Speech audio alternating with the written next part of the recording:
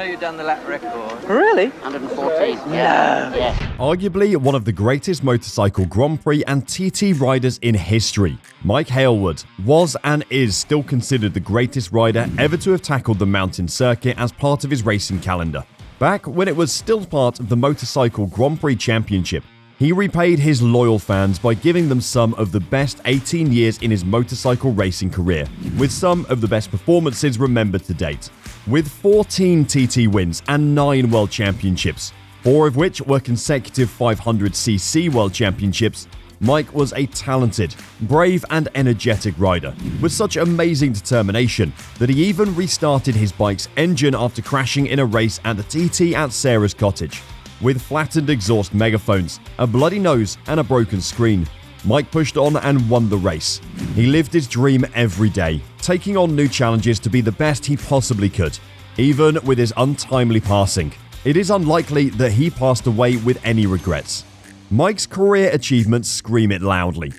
So much so that he's even compared to the multiple world champion winner Valentino Rossi. Some critics even suggest he was better. Let's take a look to understand why. Mike had a very comfortable childhood, and at a young age, he had already learned to ride a mini bike in a field close to his home. At age 10, Mike experienced his first race with his dad and made his first appearance as a spectator in the 1956 races at the Isle of Man TT.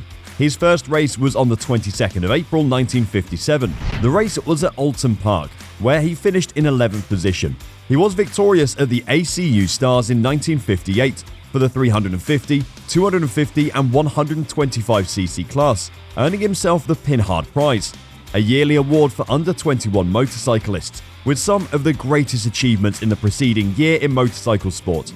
He raced with Dan Shorey and went ahead to claim a victory at the 500 Thruxton Endurance Race. Mike had made his way to Honda by 1961, and in June of that year, he was the first person to finish first out of 3 races in a single week, after claiming a victory in the 500cc, 250 and 125cc categories. He would have won the 4th race if his bike had not failed because of a broken gudgeon pin while in the lead. That same year, while riding a 4-cylinder 4-stroke Honda bike, he claimed a victory at the 250cc World Championship. Mike got into a deal with MV Agusta in 1962, making him the first rider to claim 4 continuous wins in the World Championship's 500cc class. While getting ready for the US Grand Prix in 1964, Mike set a new 1-hour speed record on his MV Agusta 500cc with an average speed of 233 km/h in the oval-shaped Daytona circuit. Bob McIntyre had set the previous record of 230 km/h in 1957 at Monza, while riding a 350cc Galera. Mike grabbed the GP race, giving him points for the World Championship in the afternoon of that very same day. Mike made his way to some events in the UK in 1965, while riding for Tom Kirby's team. Under very heavy raining conditions, he won the Silverstone Circuit Hutchinson 100 production race in 1965 while riding a BSA Lightning Clubman by Tom Kirby and took down the Triumph Bonnevilles that Sid Lawton had entered. The race was focused on production during the season with the Thruxton 500, making it a crucial race for manufacturers that needed to show what their recent models were capable of. The race was based on production and open to everyone, making official work teams ineligible. The machines were rather prepared and entered into the race via factory dealers that were properly established. Mike rode BSA Lightning Clubmans with Tony Smith, with Phil Reed and Percy Tate rode Triumph Bonnevilles. The race conditions were terrible, and Smith had to miss out on the slippery Stour corner. Mike lapped at 134 km/h to make it to a winning lead. After a great run with MV Agusta, he returned to Honda, and in 1966 and 1967, he claimed 4 more world titles in the 250 and 350cc categories. He demonstrated the black bomber-fitted Honda CB450 with a sports fairing. The bike could not be used in the 500cc class competitions after it was deemed a non-classified production machine by the Fédération Internationale de Motocyclisme because of its 2 overhead camshafts. Mike had a terrific run at the Isle of Man TT, and by 1967, he had already grabbed 12 wins on the mountain course at the island. He was victorious at the most dramatic race of all time at the Isle of Man TT, as historians consider. He took down Giacomo Agostini, his great rival, and made a lap record of 175.05 km per hour while riding the Honda RC181, which stood for the 8 years that followed. After facing bike breakdowns in 1967, Mike had planned to re-sign for Honda if they would give him a good machine in 1968. He'd even moved to South Africa and started a construction business with Frank Perez, a previous Motorcycle Grand Prix rider, finishing their first house in the October of 1967. He also sold one to Jim Redman, an ex-racer.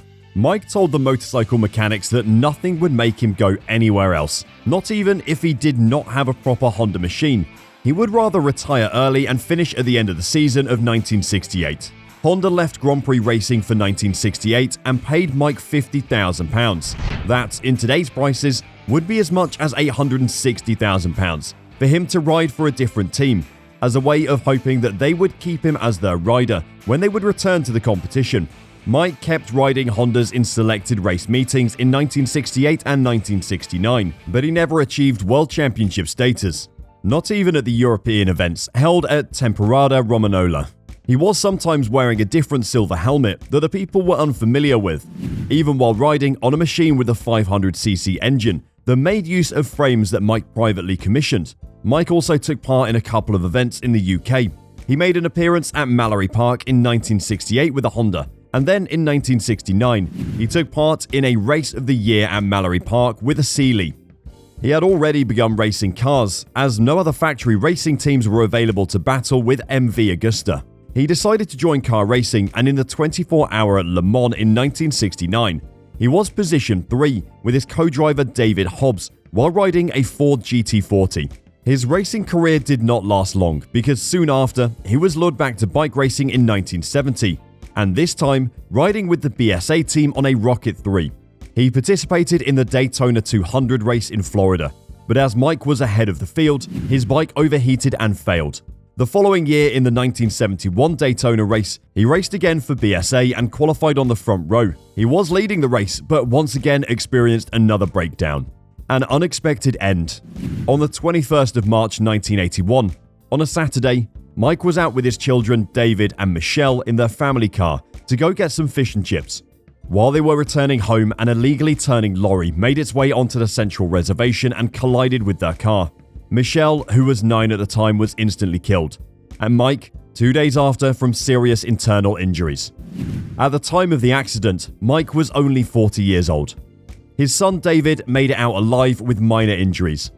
What is interesting is that in the past, Mike had commented that a fortune teller in South Africa had told him that he would not make it past the age of 40, and a truck would take away his life. Elizabeth McCarthy repeated the same story in 1981 while reading a memoir, as she recounted her relationship with Mike Hailwood after their first meeting at the 1967 Canadian Grand Prix.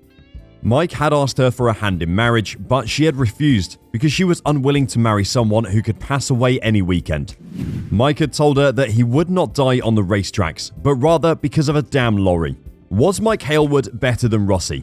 There are 3 riders considered the greatest of all time: Mike Hailwood, Valentino Rossi, and of course Giacomo Agostini. It is amazing that even 6 decades later, Hailwood is still rated as one of the best motorcycle riders of all time. Next to him is Valentino Rossi, the GOAT, a 9-time World Championship winner, and his arch-rival Giacomo Agostini. Mike was a natural talent with amazing motorcycle riding skills, most of which he was born with, and others he gained from experience while riding on the tracks, as he began riding earlier than most of the riders. Mike's upbringing was on the privileged side, both on the track and in real life. As much as his father spoiled him, Mike remained to be nothing less than a genius rider. His former teammates have had nothing but extraordinary things to say about him, starting from his great personality, smooth riding style, and all the great things he accomplished on the track.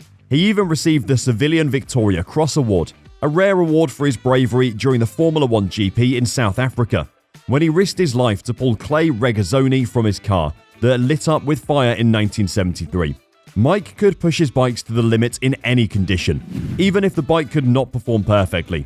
One certain thing is that Hailwood was a good man, who will forever be remembered as a legend for the talent he had on 2 wheels. Much like Rossi and Agostini, there was none better.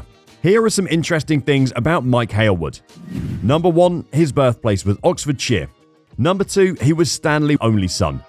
Number 3, his father was a millionaire businessman and the managing director of a motorcycle dealer, and Mike had a very comfortable upbringing.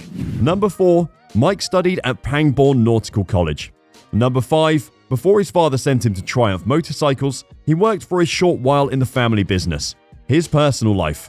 Mike lived a playboy lifestyle, traveling to circuits worldwide as a jet setter, while living in a bachelor flat in West London with some of the best high-end sports cars. He married Pauline in 1975 and had 2 kids named Michelle and David. Pauline passed away in 2020 because of an illness. Mike Hailwood may have passed away at an early age, but he had lived a fulfilling life and accomplished his goals in motorcycle racing. Wouldn't you agree?